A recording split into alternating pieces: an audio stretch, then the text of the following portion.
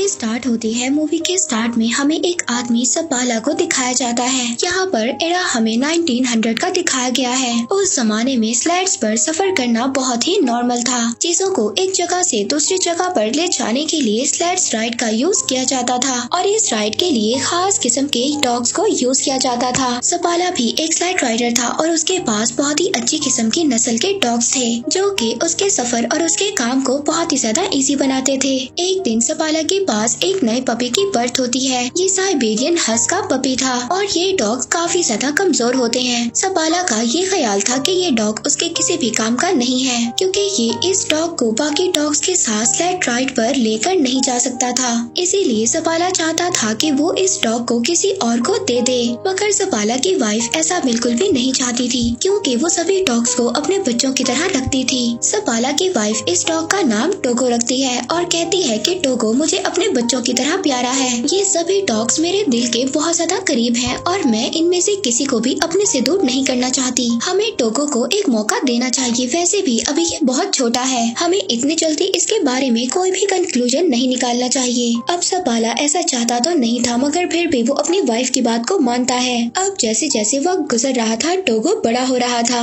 लेकिन टोगो काफी ज्यादा शैतान था और उसने सपाला के नाक में दम कर रखा था। सपाला की वाइफ हमेशा सपाला से यही कहती थी कि वो टोगो को अपने साथ स्लेड राइड पर लेकर जाए, मगर सपाला अपनी वाइफ से यही कहता है कि टोगो अभी बहुत ज्यादा वीक है और ये स्लेड राइड पर सरवाइव नहीं कर सकता। सपाला अब एक दिन टोगो को अपने फ्रेंड को दे आता है, मगर सपाला की वाइफ ये जानती थी कि टोगो जितना ज्यादा शैतान है उसको कोई भी नहीं रख सकता और अब होता भी ऐसे ही है। अगले दिन सपाला का फ्रेंड टोगो को वापस ले आता है और कहता है कि ये तुम्हारा डॉग बहुत ज्यादा शैतान है और इसे मैं अपने साथ नहीं रख सकता। और इस बात पर सपाला की वाइफ बहुत ज्यादा मुस्कुराती है क्योंकि टोगो वाकई शरारती था। सपाला जब भी अपने बाकी डॉग्स को राइड पर लेकर जाता था तो टोगो उसके पीछे आता था। हालांकि सपाला टोगो को फेंस के पीछे बांध दिया करता था, मगर फिर भी वो जमीन को खोदकर वहाँ से भाग जाता है और सीधा सपाला के पीछे जाता है। अब टोगो के आने से वो बाकी डॉग्स के साथ मस्ती करता है, जिस वजह से सपाला की प्रैक्टिस खराब हो जाती है जो वो अपने डॉग्स के साथ कर रहा था।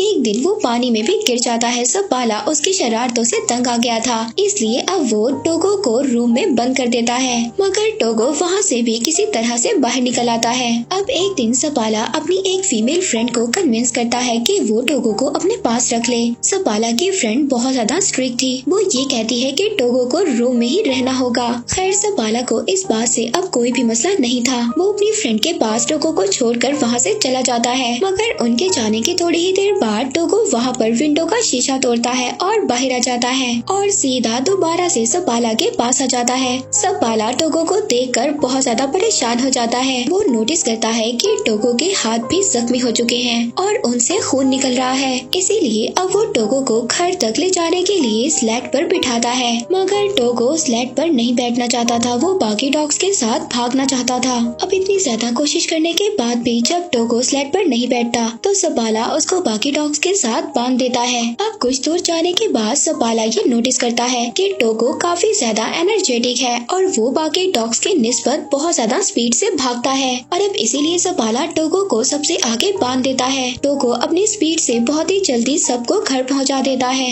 सपाला टोगो को देखकर बहुत ज्यादा खुश होता है और हैरान भी। वो आकर अपनी वाइफ को बताता है कि टोगो कितना स्पीड में भागा। वो अपनी वाइफ को ये भी बताता है कि ये एक लीड डॉग है। वो टोगो को देखकर बहुत ज्यादा खुश हो रहा था। सपाला की वाइफ भी टोगो को देखकर बहुत ज्यादा खुश होती है। इसके बाद सपाला अपने शहर में टोगो की मदद से बहुत ज्यादा स्लेड रेसेस जीत जाता है और आहिस्ता आहिस्ता सपाला और टोगो बहुत ज्यादा फेमस हो जाते हैं। वक्त इसी तरह गुजरता रहता है और अब 12 साल हो चुके थे। हम देखते हैं कि टोगो अब काफी ज्यादा बूढ़ा हो गया था। एक दिन अपने सफर से वापस अपने शहर में आता है तो उसको ये बात पता चलती है कि शहर में एक बीमारी फैल चुकी है। उस बीमारी का नाम था डिप्थीरिया और वो बच्चों पर बहुत ज्यादा इफेक्ट हो रही थी। इस बीमारी से बच्चों की जान भी जा रही थी और सब लोग बहुत ज्यादा परेशान थे। अब मेयर वहाँ पर एक मीटिंग बुलाता है जिसमें सपाला भी जाता है। मेयर बताता है कि इस बीमारी का एक एंटीडोट भी है जो यहाँ से 600 किलोमीटर दूर नेवाडा में है, लेकिन वहाँ पर जाना बहुत ज्यादा खतरनाक है क्योंकि एक बहुत बड़ा तूफान आने वाला है। मेयर वहाँ पर सपाला से भी मौसम के बारे में पूछता है तो सपाला उसको जवाब देता है कि जब मैं वापस आ रहा था तो मौसम को देखकर डॉग्स भी घबरा रहे थे और टोगो भी बहुत ज्यादा घबरा रहा था। टोगो ने काफी साल बाद कुछ ऐसा किया है और अगर वो मौसम से घबरा रहा था तो हमें भी घबराना चाहिए। इसके बाद सपाला वहाँ से चला जाता है। सपाला जब बाहर आता है तो एक डॉक्टर उससे लिफ्ट मांगता है। अब सपाला उसको अपनी स्लेड पर हॉस्पिटल छोड़ देता है। हॉस्पिटल में जाकर सपाला देखता है कि सब बच्चे बहुत ज्यादा बीमार हैं और अगर मेडिसिन ना लाई गई तो बच्चों की जान को भी नुकसान हो सकता है। अब ये सब देखकर सपाला सोच में पड़ जाता है। वो घर आकर अपनी वाइफ से कहता है कि मैं दवा लेने जरूर जाऊंगा। वो कहता है टोगो को भी मैं अपने साथ ले जाऊंगा। तब सपाला की वाइफ उससे कहती है कि टोगो अब 12 साल का हो चुका है और तुमने खुद ही कहा था कि टोगो अब इतना ज्यादा स्ट्रॉन्ग नहीं है और अब तो मौसम भी बहुत ज्यादा खराब है और मैं नहीं चाहती कि तुम उसकी मौत का रीजन बनो और तुम अपनी सारी जिंदगी इसी बात पर गुजार दो कि तुम्हारी वजह से टोगो मर गया। मगर सपाला तो टोगो के बगैर जाना ही नहीं चाहता था। वो अगली सुबह टोगो को लेकर अपनी वाइफ को गुड बाय बोलकर चला जाता है। अब जैसे जैसे सपाला और उसके डॉग्स आगे बढ़ रहे थे तूफान भी आगे बढ़ रहा था और हवा इतनी ज्यादा तेज थी सपाला को कुछ भी नजर नहीं आ रहा था। टोगो सबसे आगे था और सपाला अपने डॉग्स को आगे बढ़ने के लिए बोल रहा होता है क्योंकि इन्हें नेवाडा से मेडिसिन लेकर बहुत जल्दी वापस आना था। सपाला अपने डॉग्स के साथ बहुत ही गहरी ढलवान पर होता है। तभी टोगो वहाँ पर रुक जाता है लेकिन सपाला को कुछ भी समझ नहीं आ रहा था। सपाला जब आगे देखता है तो एक बहुत ही बड़ी खाई होती है। टोगो ने इस भयानक तूफान में भी उस गहरी खाई को देख लिया था और इसीलिए वो रुक गया था जिसकी वजह से सपाला और उसके बाकी डॉग्स की जान बच गई थी। तभी सपाला देखता है कि टोगो के पाँव में बहुत गहरी चोट लगी थी और उससे खून भी आ रहा था। अब पूरा दिन सफर करने के बाद सपाला और उसके बाकी डॉग्स एक आउटपोस्ट पर पहुंचते हैं। उस आउटपोस्ट पर एक लेडी डॉक्टर होती है। वो सपाला को बताती है कि टोगो अब 12 साल का हो चुका है और ये काफी ज्यादा वीक हो चुका है और इतना बड़ा सफर टोगो के लिए अच्छा नहीं है। मगर फिर भी अगले दिन सपाला और उसका लीडिंग डॉग टोगो आगे बढ़ते हैं। वहीं पर दूसरी तरफ हॉस्पिटल में बच्चों की हालत बहुत ज्यादा खराब हो रही थी। इधर सपाला अपने डॉग्स के साथ आगे बढ़ रहा था। वो शॉर्टकट्स ले रहा था ताकि वो जल्दी से अपने पॉइंट पर पहुंच सके। अब जब वो आगे देखता है तो आगे एक बहुत ही खतरनाक जमी हुई झील थी और दूसरी तरफ से खतरनाक तूफान भी उनकी तरफ बढ़ रहा था। मगर सपाला यहाँ पर डरता नहीं है। वो अपने डॉग से कहता है कि आगे बढ़ो इस बर्फीली झील से जो उनके कदमों से भी हिल रही थी। सपाला के डॉग्स बहुत तेजी से आगे बढ़ रहे थे और वो किसी तरह उस झील को पार कर लेते हैं। अब पूरा दिन सफर करने के बाद ये लोग एक और चेक पोस्ट पर पहुँचते हैं और वहाँ पर पहुँचकर आराम करते हैं। दूसरी तरफ हम देखते हैं कि सपाला की वाइफ मेयर के पास जाती है। वो बताती है कि नेवाडा से मेडिकेशन को भेज दिया गया है और वो रास्ते में ही सपाला को मिल जाएंगी। मगर सपाला तो शॉर्टकट से आगे बढ़ रहा है और अगर वो मेडिकेशन उसको ना मिली तो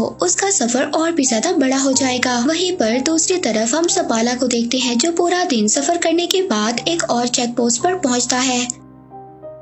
टोगो की हालत बहुत ज्यादा खराब हो गई थी। टोगो फिर भी आगे बढ़ना चाहता है। वो रुकना नहीं चाहता। वो लीड करना चाहता है और अब ऐसा ही होता है। सपाला अपने शॉर्टकट से जा रहा था और अगर उसको वो आदमी ना मिला जो नेवाडा से मेडिकेशन ला रहा था तो सपाला के लिए उसका सफर और भी ज्यादा मुश्किल हो जाएगा। अब सपाला यहाँ पर बहुत ज्यादा थक गया था। उसकी आंखें बंद हो रही थी मगर उसके डॉग्स बिजली की तरह आगे बढ़ रहे थे। हम देखते हैं एक आदमी है जो नेवाडा से आया था। उसके पास ही दवा थी। वो आदमी रुकता है मगर सपाला अपने डॉग्स के साथ आगे बढ़ रहा था। वो आदमी उसको आवाज भी देता है लेकिन सपाला अपनी हिम्मत होशी में होता है। यहाँ पर बहुत तेज हवा भी चल रही थी जिसकी वजह से सपाला उस आदमी की आवाज को नहीं सुन पाता। मगर टोगो ने यहाँ पर कुछ तो सुन लिया था। उस आदमी को ऐसा लग रहा था कि सपाला ने उसकी कोई भी बात नहीं सुनी और वो ऐसे ही आगे चला गया। मगर तभी वो आदमी देखता है कि सपाला वापस आ रहा था क्योंकि टोगो वहाँ यहाँ पर रुक गया था और अब सपाला के पास वो दवा थी जिसकी वजह से वो इतनी ज्यादा दूर आया था। अब वो दोनों आगे जाकर एक चेक पोस्ट पर रुकते हैं। सपाला का दोस्त उससे कहता है कि टोगो को यहीं पर छोड़ दो। मैंने ऐसे इन खतरनाक तूफान में अपने बहुत ज्यादा डॉग्स को खोया है और मैं ये नहीं चाहता कि तुम भी अपने इतने प्यारे डॉग टोगो को खो दो। लेकिन सपाला इस बात से मना कर देता है। वो कहता है कि टोगो मेरा लीड डॉग है और मैं इसके बगैर सफर नहीं कर सकता। और दोबारा से सपाला अपने डॉग्स के साथ सफर शुरू कर देता है। दोबारा से उनके सामने वही झील आती है जिस झील को सपाला ने अपने डॉग्स के साथ कल पार किया था और अब वो झील हिल रही थी। मगर ये लोग अगर इस झील पर से ना गए तो इनका सफर एक और दिन बढ़ जाएगा। सपाला अब ये फैसला करता है कि वो इसी रास्ते से आगे बढ़ेंगे। वो अपने डॉग टोगो को कहता है कि आगे बढ़ो। उसके सारे डॉग्स बहुत ही तेजी से उस झील को पार करने लगते हैं और अब उस झील में से पानी निकलना भी स्टार्ट हो जाता है। अगर ये लोग इसी झील में डूब गए तो सबके सब मर जाएंगे। मगर यहाँ पर टोगो और बाकी डॉग्स के स्पीड की वजह से वो लोग किसी न किसी तरह किनारे पर पहुँच जाते हैं। मगर जिस टुकड़े से ये डॉग्स आगे बढ़ने वाले थे तभी वो टुकड़ा हिलता है और किनारे से अलग हो जाता है। अब सपाला टोगो को उठाकर उस किनारे पर फेंक देता है और कहता है कि इस बर्फ के टुकड़े को खींचो। टोगो यहाँ पर बहुत ज्यादा जख्मी था मगर वो जख्मी होने के बावजूद भी अपना पूरा जोर लगाता है और सभी को किनारे पर ले आता है। अब ये लोग सबके सब उस जमी हुई झील से बाहर आ जाते हैं जहाँ पर ये सब लोग फंस गए थे। अब सपाला अपने डॉग्स को किसी न किसी तरह बचाकर एक चेक पोस्ट पर ले आता है जहाँ पर वही लेडी डॉक्टर भी थी। वो लेडी डॉक्टर जब टोगो को देखती है तो उसकी आंखों में आंसू आ जाते हैं। वो सपाला से कहती है कि तुम्हारा डॉग मर रहा है, इसकी हालत बहुत ज्यादा खराब है। वो यहाँ पर सपाला को भी उदास कर देती है क्योंकि टोगो सपाला को बहुत ज्यादा प्यारा था। अब सपाला रात गुजारने के बाद जब अगले दिन अपना सफर शुरू करता है तो वो टोगो को आगे नहीं बांधता बल्कि पीछे बांध देता है क्योंकि वो बहुत ज्यादा बीमार था और सफर भी नहीं कर सकता था। मगर फिर भी टोगो अपनी पोजीशन पर खड़ा हो जाता है। सपाला ये समझ जाता है कि टोगो अभी रेस्ट नहीं करना चाहता और वो अपनी जगह पर खड़ा होना चाहता है और ये अपना सफर खत्म करना चाहता है। वो टोगो को आगे बांध देता है जिसके बाद वो लोग अपना सफर शुरू करते हैं। आखिरकार कुछ घंटों के बाद तूफान इतना ज्यादा खतरनाक हो जाता है कि सपाला को कुछ भी नजर नहीं आ रहा था और न ही सपाला को रास्ता नजर आ रहा था। वो टोगो के पास जाता है और कहता है कि मुझे तो रास्ता नजर नहीं आ रहा, तुम्हें ही अब हमें रास्ता दिखाना होगा और नेक्स्ट पोस्ट तक जाना होगा। सपाला यहाँ पर अपने पूरे चेहरे को ढांप देता है जिसके बाद टोगो अब इनको आगे लेकर जाता है। मगर कुछ दूर जाने के बाद टोगो भी अब थक गया था। वो थक कर वहीं पर बैठ जाता है। अब सपाला उठकर टोगो के पास जाता है। वो टोगो से कहता है कि तुम्हें उठना होगा और हमें ये मेडिसिन लेकर जाना होगा और अगर हम आगे अपनी मंजिल तक ना बढ़े तो हम यहीं पर मारे जाएंगे। मगर टोगो उसकी बात का कोई भी रिस्पॉन्स नहीं कर रहा था। सपाला इस बात पर बहुत ज्यादा खुश था कि टोगो की वजह से उसकी जान बच गई। मगर टोगो उसकी बात का कोई भी रिस्पॉन्स नहीं कर रहा था। तभी एक आदमी लैंटर्न लेकर वहाँ पर आता है, यानी कि यहाँ पर टोगो ने अपना काम कर दिया था। उसने सपाला को चेक पोस्ट तक पहुँचा दिया था। वो ये देखकर बहुत ज्यादा खुश होता है क्योंकि टोगो की वजह से सबकी जान बच गई थी। अब सबके सब अंदर जाते हैं क्योंकि टोगो बहुत ही ज्यादा बेहाल होता है। उसकी हालत बहुत ज्यादा खराब होती है। यहाँ पर नाम का एक आदमी था जिसको सपाला की वाइफ ने भेजा था ताकि वो उस आउटपोस्ट पर पहुंचकर उस मेडिसिन को ले ले और जल्दी से उस मेडिसिन को लेकर वापस आ जाए जहां पर बच्चे बीमार हैं। रात को सबके सब रेस्ट करते हैं। इसके बाद सुबह को वो आदमी वो मेडिसिन लेकर निकल जाता है और कुछ ही देर के बाद वो नॉर्म सिटी पहुंच जाता है जहां पर एक रिपोर्टर उसका वेट कर रहा था क्योंकि ये बात न्यूयॉर्क सिटी तक पहुंच गई थी कि एक आदमी इतना बड़ा सफर तय कर बीमार बच्चों के लिए मेडिसिन लेने गया है। अब रिपोर्टर को ये लग रहा था शायद यही आदमी अपनी टीम के साथ वापस आया है और अब वो रिपोर्टर सपाला के बजाय उस आदमी का नाम अपनी न्यूज में छाप देता है। सपाला की वाइफ बहुत ही ज्यादा डिसअपॉइंट होती है। दूसरी तरफ टोगो भी काफी हद तक रिकवर हो जाता है। अब सपाला अपने डॉग्स के साथ नॉर्म सिटी पहुंच जाता है। वहाँ पर सपाला और टोगो को थैंक्स बोलने के लिए बहुत सारे लोग आते हैं। यहाँ पर वो बच्चे भी आते हैं जो सपाला की वजह से ठीक हो गए थे। वहीं पर एक बच्ची भी आती आती है वो टोगो को देखती है और पूछती है कि क्या ये मरने वाला है। तो सपाला इसकी ये बात सुनकर अपने घर से बाहर चला जाता है। तब उसकी वाइफ उसके पीछे जाती है। वो अपनी वाइफ से कहता है कि टोगो की आज जो भी हालत है वो मेरी वजह से है। टोगो 12 साल का था और उसे मुझे अपने साथ लेकर नहीं जाना चाहिए था। लेकिन उसकी वाइफ उससे कहती है कि क्या टोगो के अलावा कोई और भी था जो ये काम कर पाता। सपाला यहाँ पर खामोश हो जाता है क्योंकि वो ये जानता था कि टोगो के अलावा कोई भी ये काम ना कर पाता। अब इसके बाद हम देखते हैं कि अगली सुबह सपाला दोबारा से अपने डॉग्स के साथ प्रैक्टिस पर जा रहा था। अब टोगो जब ये देखता है तो वो भी बाकी डॉग्स के साथ बाहर जाना चाहता था। वो घर में नहीं रुकना चाहता था। अब सपाला इस बात को समझ आता है कि वो स्लाइड्स को नहीं खींचना चाहता था बल्कि वो तो सपाला के साथ टाइम गुजारना चाहता था। अब थोड़े वक्त के बाद टोगो बिल्कुल ठीक हो जाता है। सपाला अपनी वाइफ और टोगो के साथ लंबी सैर पर जाया करता था। 2 साल के बाद टोगो के कुछ बच्चे भी होते हैं जिन्हें वहाँ पर बहुत सारे मिशंस लेने आया करते थे। इन बच्चों की ब्रीड को एक नया नाम दिया गया था। वो था सपाला साइबेरियन। इसके बाद 1929 में टोगो की डेथ हो गई। उसके बाद भी सपाला डॉग्स को ट्रेन करता था लेकिन टोगो तो उसकी सिटी में बहुत ज्यादा फेमस डॉग था। तो ये थी टोगो की स्टोरी। हम देखते हैं कि टोगो ने इस स्टोरी में ये प्रूव किया कि इस दुनिया में सबसे ज्यादा वफादार और ख्याल रखने वाले सिर्फ डॉग्स ही होते हैं। और इसी के साथ ये मूवी यहीं पर एंड हो जाती है।